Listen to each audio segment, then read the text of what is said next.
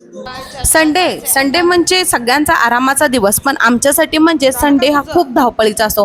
कारण संडेला आम्हाला जायचं असतं चर्चला, आणि चर्चला जायचं म्हटलं तर ह्यांची इथूनच सुरुवात असते की यांचे पायाचे शूज कुठे गेले, पायाचे सॉक्स कुठे गेले. आता टाइम झालेला आहे तरी आमचे मिस्टर काही अजून रेडी झालेले नाही आहेत, आणि नित्याचे नुसते तोंबे की शूज कुठे, शूज कसे घालावे. आणि माझे तर वेगळेच तोंबे की मी ठेवलेले आहेत सँडल कुठं, शूज ठेवलेले आहेत कुठे.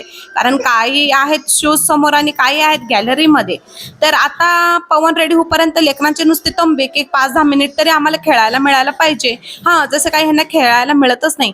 3 महिने झालं सुट्ट्या आहेत, मस्त सुट्ट्या एन्जॉय करत आहे नित्य. पण आता वाईट एका गोष्टीचं वाटते की आता स्कूल लवकर चालू होणार आहे. तर तुम्ही पाहू शकता की सगळे रेडी झालेले आहेत. तर चला मग मी पण पटापट घालून घेतले आहे शूज, कारण चर्चला ऑलरेडी उशीर झालेला आहे.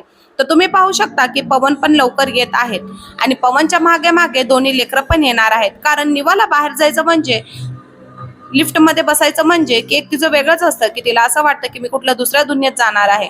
तर तुम्ही पाहू शकता निवा पटापट आलेले बाहेर. पण निवाच्या पायात तुम्ही पाहता तर नाही आहेत शूज, कारण तिचे शूज ती विसरून आलेली आहे स्वीटी माऊकडे. तर आता पायात शूज नाही आहेत, पण तिची एक वेगळीच गोष्ट आहे की मला लिफ्टमध्ये जाऊ द्या, मला लिफ्टमध्ये जाऊ द्या. तिला असं वाटतं की मम्मी पप्पा मला सोडून एकटेच जाणार आहेत. पण ह्यांना काय कळणार आहे की ह्यांच्याशिवाय आम्हाला कुठे जाता येत नाहीये. तर तुम्ही पाहू शकता की लिफ्ट येताच निवाची आणि नित्याची गडबड की आम्हाला लिफ्टमध्ये जाऊ द्या, जसं की ह्यांना आम्ही घरात कोंडून मारहाण केली होती. तर तुम्ही पाहू शकता की निवाचं कसं आहे, खाली जायचं म्हटलं की एकदम खाली लिफ्ट चालली तर ती एकदम पडू पडू होत आहे. तिला असं वाटतं की मी लिफ्टचे बटन दाबायला हवे, मीच लिफ्ट खाली घ्यायला हवी. तर मी नित्याला म्हटलं घे बाबा आणि कर माझा पण व्हिडिओ थोडा, कारण तू करशील उभा व्हिडिओ तर मला उभा व्हिडिओ टाकता येणार नाहीये. 10 वेळा विनवण्या केल्या आणि 10 वेळा समजून सांगितलं, तेव्हा कुठे नित्याने आडवा व्हिडिओ केला आहे.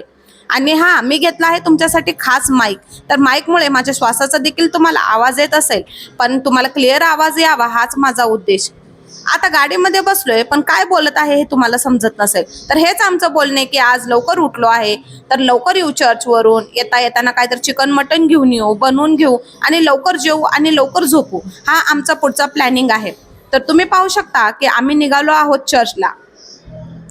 आणि चर्चला निघत असताना निवाला खूप आनंद होतो, कारण तिला असं वाटतं की खूप काही कोंडून होतो आम्ही. आणि तुम्ही पाहू शकता की बाहेरचं वातावरण कसं आहे, असं वाटत आहे की खूप सुंदर, कुठे दुसऱ्या दुनियेत आलो आहोत.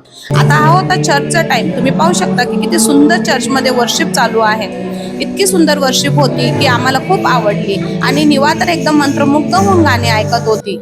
कारण आमच्यासाठी हे चर्च म्हणजे अजून नवीन चर्च आहे, कारण आम्ही अर्धे अजून जळगावच्या चर्चमध्येच आमची दुनिया बसवलेली आहे, आणि स्वप्नात पण तेच चर्च येत आहे. तुम्ही पाहू शकता की येता येता आम्ही पाहिलं की बिर्याणी आहे का, पण बिर्याणीवाल्याची 12 वाजले तरी बिर्याणी तयार नव्हती. अरे बाबा, आमच्या जळगावला तर सकाळी 700-800 डाळ बाटी काय असेल ते रेडी होतं, पण तुमचा अजून 1 वाजला तरी पत्ता नाही की काय होणार आहे काय. तर बिर्याणी काही भेटली नाही बुवा आम्हाला. लागले मग मी चपात्या करायला, आणि पवन म्हटले की तू चपात्या करून टाक बाई, येता येता मी आणतो काहीतरी चिकन मटन. आणि अर्धा पाऊण तास झाला पवन साहेब गेलेत, पण अजून काय त्यांचा पत्ता नाही, अजून काय आले नाही. तर बघा तुम्ही किचनच्या बाहेरून क्लायमेट कसा दिसत आहे, एकदम असं वाटत आहे की आता पाऊसच पडणार आहे बुवा. पण पाऊस पडणार आहे बुवा म्हणतो, पण पावसाचा काही पत्ता लागत नाही. पाऊस नुसतं आपल्या संगतीला पण डाव करतो, कधी ऊन पडतं तर कधी पाऊस. आता पवन साहेब काय अजून आलेले नाहीयेत. तर हे बघा, तुम्हाला मी दाखवत भांडे घासत आहे, असं तुम्हाला पण वाटायला हवं की हा ह्या मॅडम मेकअप शिवाय दुसरं अजून काहीतरी करतात, ह्यांना येतं घरातली कामं. म्हणून मी तुम्हाला चपाती पण करून दाखवले, आणि हे बघा आता भांडे बी घासून दाखवत आहे. फक्तच घासून नाही तर तुम्हाला मी धुवून पण दाखवीन किंवा रॅकवर मांडून पण दाखवीन, कारण तुम्हाला बी कळायला पाहिजे ही मॅडम बघा किती छान कामं करत आहे. तर तुम्ही पाहू शकता की माझे भांडे घासून पूर्ण झालेले आहेत. आता आमचं जेवण झालेलं आहे आणि नितूचं जेवण चालू आहे. तर तुम्ही पाहू शकता चपाती आहे, बिर्याणी आहे, आणि त्याचप्रमाणे पनीरची भाजी आहे.